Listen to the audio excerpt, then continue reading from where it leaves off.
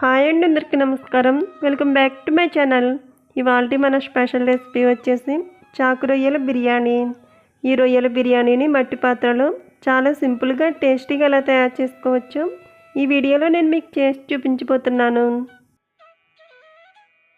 ఇప్పుడు రొయ్యల బిర్యానీ తయారు చేసుకోవడానికి ముందుగా స్టవ్ మీద మట్టి పాత్ర పెట్టుకుని అందులో 1 స్పూన్ దాకా నూనె పోసుకోవాలి. అలాగే 1 స్పూన్ దాకా నెయ్యి కూడా పోసుకోవాలి. ఇప్పుడు నూనె నెయ్యి హీట్ అయిన తర్వాత ఇందులో హోల్ గరం మసాలాలు వేసుకోవాలి. దాల్చిన చెక్క, అనాస్ పువ్వు, షాజీరా, యాలకులు, అలాగే బిర్యానీ ఆకు వేసుకుని వేగించుకోవాలి.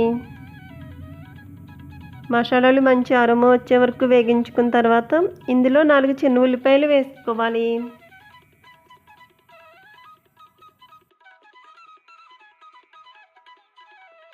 వీటిని కూడా 1 నిమిషం పాటు వేగించుకున్న తర్వాత ఇందులో హాఫ్గా కట్ చేసుకున్న ఎండుమిరపకాయలు, హాఫ్గా కట్ చేసుకున్న పచ్చిమిర్చి చీలికలు, 2 రెమ్మలు కరివేపాకు వేసుకోవాలి.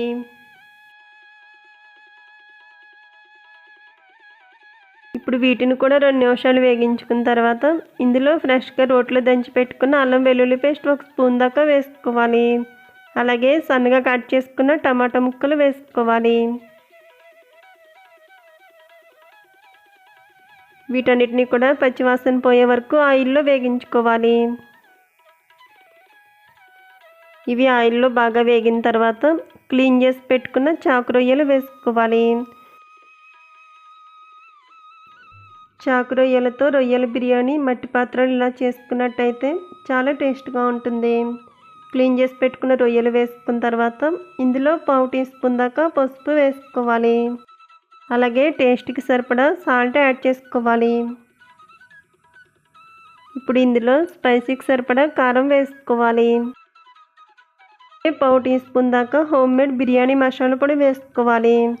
ఇప్పుడు ఈ మసాలాలన్నీ కూడా రొయ్యలకు బాగా కలిసేటట్టు కలుపుకొని మూత పెట్టి ఆయిల్లో వేగించుకోవాలి.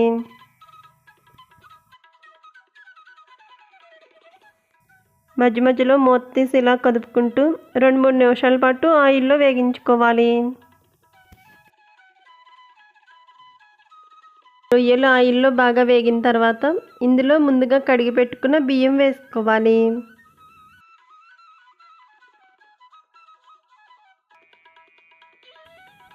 బియ్యం వేసుకుని అంతా కూడా బాగా కలిసేటట్టు కలుపుకోవాలి. బాగా కలుపుకున్న తర్వాత ఇప్పుడు 2 నిమిషాల పాటు బియ్యాన్ని ఆయిల్లో వేగించుకోవాలి. ఇప్పుడు ఇందులో గ్లాసున్నర బియ్యానికి 3 గ్లాసుల దాకా వాటర్ పోసుకోవాలి.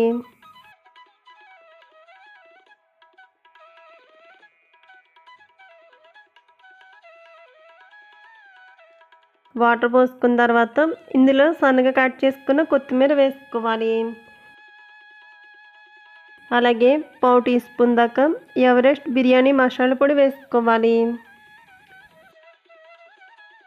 ఇప్పుడు సాల్ట్ సరిపోయిందో లేదో చెక్ చేసుకుని సాల్ట్ యాడ్ చేసుకోవాలి.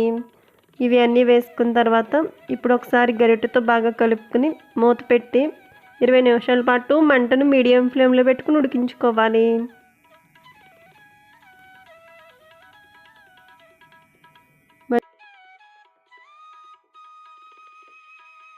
మధ్య మధ్యలో మూత తీసి ఇలా కదుపుకుంటూ రొయ్యల బిర్యానీని ఉడికించుకోవాలి.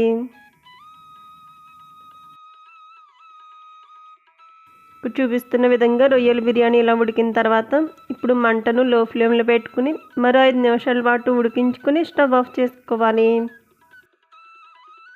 ఈ ప్రాసెస్లో మట్టి పాత్రలో చాకు రొయ్యలతో బిర్యానీ ఇలా చేసుకున్నట్టయితే చాలా అంటే చాలా టేస్ట్గా ఉంటుంది. సో ఫ్రెండ్స్, ఈ వీడియో నచ్చితే లైక్ చేయండి. అలాగే మీ ఫ్రెండ్స్ అండ్ రిలేటివ్స్కు షేర్ చేయండి. Thank you for watching video friends.